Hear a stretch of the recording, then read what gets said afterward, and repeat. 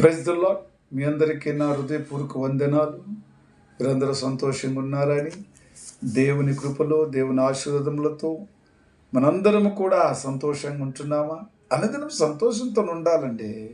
సంతోషం లేకపోతే మనకు అనారోగ్యమే కదా. ఆరోగ్యం ఎక్కడి నుంచి వస్తుంది? ఆరోగ్యంగా ఉండాలంటే సంతోషంగా ఉండాలి. ఎన్ని ఉన్నా లేకపోయినా బాధలు వచ్చినా అవన్నీ మామూలే కదా. మనం చేయవలసిన పని ఏమిటండి? మొదటి ఆయన నీతిని, రాజ్యాన్ని మనం వెతికే వారికి ఉండాలి కదా. మరి ప్రభు ఈరోజు మనం ప్రేమించుచున్నట్టు వాక్యం కూడా మత్తయి సువార్త 6 అధ్యాయం 33 మీరు ఆయన రాజ్యమును నీతిని మొదట వెతుకుడి, అప్పుడు అన్నీ మీకు అనుగ్రహించబడెను. మీరు ఆయన నీతిని మీరు ఏం చేయాలా? వెతకాల. అప్పుడన్నీ మీకు దేవుడు సహాయము చేస్తాడు. కాబట్టి మీరు ఏం తిందుమా, ఏమి త్రాగుదుమా అని చింతించుతూ, ఏం ధరించుకుందుమా అనే ఆలోచన కలిగి లోకములో దిగులు పడి ఉండొద్దు. కానీ మొట్టమొదటగా ఆయన రాజ్యాన్ని మీరు వెతకమని చెబుతున్నాడు. ఎందుకంటే ఆయన నీతిని మొదట వెతకమని చెబుతున్నాడు. అప్పుడు ఎన్ని మీరు పొందుకుంటారని చెబుతున్నాడు. ఈ జీవం గల దేవుడు ఈ మాటలు చెబుతుంటే పెడచెవి పట్టి లోకములో ఇష్ట ప్రకారం జీవిస్తూ, మరి తండ్రి రాజ్యంలో నాకు ఏమి ఇవ్వలేదు, అన్ని కొరతలు, అన్ని ఇబ్బందులు అన్నిటి ఎక్కడి నుంచి వస్తాయండి?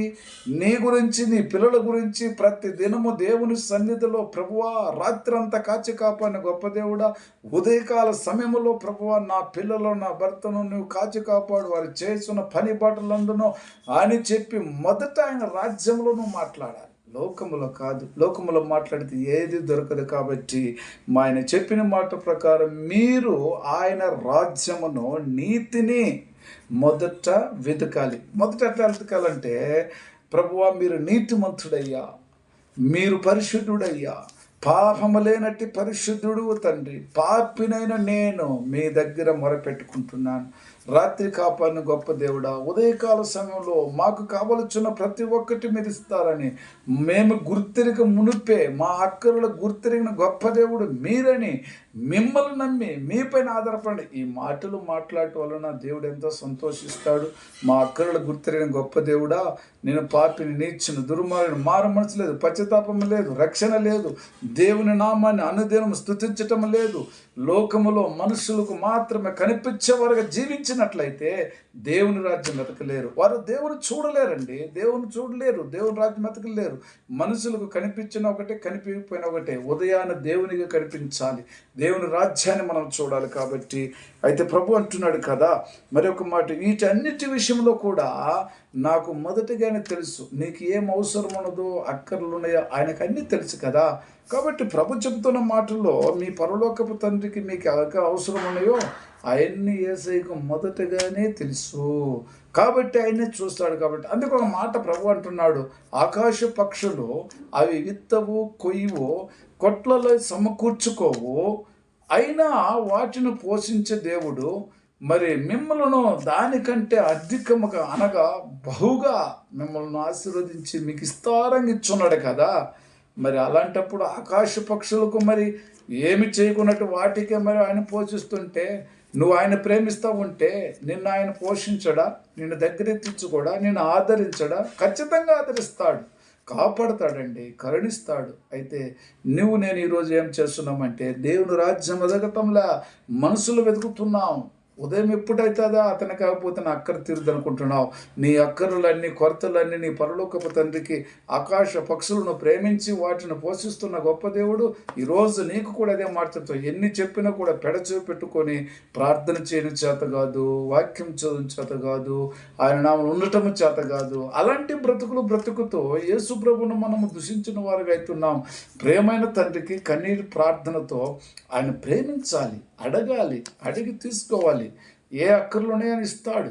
ఎందుకంటే అబ్రాహాముకు చేసిన వాగ్దానము, ఇస్సాకు చేసిన వాగ్దానము ఈరోజు వాళ్ళందరూ పొందుకున్నారు కదా. ప్రభు చెప్పిన వాగ్దానాలు అన్నీ కూడా అద్భుతంగా అన్నాక చేసిన వాగ్దానము ఏం తక్కువేమి కాదండి. ఇయన్నీ మామూలు మాటలు కాదు. అద్భుతమైన దేవుడు చెప్పిన మాట ఖచ్చితంగా చేసి చూట. అయితే మీరు మొదట ఆయన రాజ్యాన్ని, ఆయన నీతిని నువ్వు వెతికినప్పుడే ఇయన్నీ జరగబోతున్నది. ఆయన నీతిని జ్ఞాపకం చేసుకోవాలా. ఆయన నీతిమంతుడు, పరిశుద్ధుడు. ఈ లోకానికి వచ్చిన వాడంటే ఊరికనే వచ్చి వెళ్ళలేదండి. అందరినీ పాపములు కడిగినాడు. రక్తము కార్చిన గొప్ప దేవుని ప్రతిదినం జ్ఞాపం చేసుకో. ప్రభువా, ఈ దినం ఈ పరిస్థితి అయిందని జ్ఞాపం చేసుకో. మరి జ్ఞాపం చేసుకుంటుంటే నీ తండ్రి నేను ఖచ్చితంగా నీలోన్న ప్రతి రోగమును విడుదల చేస్తాడు. నీ కుటుంబంలో ప్రతి శ్రమను విడుదల చేస్తాడు. మరి ప్రత్యేకంగా నీ పని బాటలందరూ దేవుడు సహాయం చేస్తాడు. నువ్వు వెళ్ళొచ్చున్న మార్గములు దేవుడు సహాయం చేస్తాడు. అందుకే ఆయన మొదటగా లేగానే ఆయన రాజ్యాన్ని వెతికే బిడ్డలకు ఉండాలి. వెతికే బిడ్డలకు తోడుగా ఉంటాడు, కాపాడుతాడండి. మరి ఏ పరిస్థితిలో ఉన్నవేమో మరి ఆ రోజు మరి ప్రభు అయిన యేసయ్య పచ్చివాతంతో ఉన్నట్టు బిడ్డను తండ్రి మరి పైనుంచి దించినప్పుడు ముట్టి స్వస్థపరచాడు. కుష్ఠరోగులు ముట్టుపరచలేదా? గుడ్డివాని ముట్టి స్వస్థపరచలేదా? మరి ఆ గొప్ప దేవుడు ఈరోజు నీతో మాట్లాడుతున్నాడు. తన రాజ్యంలో వెతుకులాడినాడు. దావీదు కుమారుడను కరుణించమని కేకలు వేసినప్పుడు వెనక్కి వచ్చే అతని కన్నుడు తెరవబడలేదా? అలాంటప్పుడు నువ్వు నేను కూడా ఎందుకు మరి లోపల ఒకటి బయటకు ఒకటి జీవిస్తున్నావు? జీవితం మార్చుకో మరి ఒకసారి. మరి అలాంటి వారు ఉన్నప్పుడైతే చిన్న ప్రార్థన చేసుకుందాం. ప్రేమ కృప జీవుల తండ్రి పరిశుద్ధుడా, ఎన్ని దినములు ఈ పాప రోత జీవితంలో ఉంటాం. నూతనమైన జీవితాన్ని మాకు దయచేయండి, కాపాడండి. అవును ప్రభు, నీ రాజ్యాన్ని వెతికే బిడ్డలుగా మాకు సాయం దయచేయండి. నీతిని, నీ రాజ్యాన్ని మొదట వెతికి నిన్నే స్తుతించి నిన్నే ఘనపరచుకుంటే భాగ్యం దయచేయమని యేసుక్రీస్తు నామములో ప్రార్థించున్నాను తండ్రి. Amen. Praise the Lord. God bless you.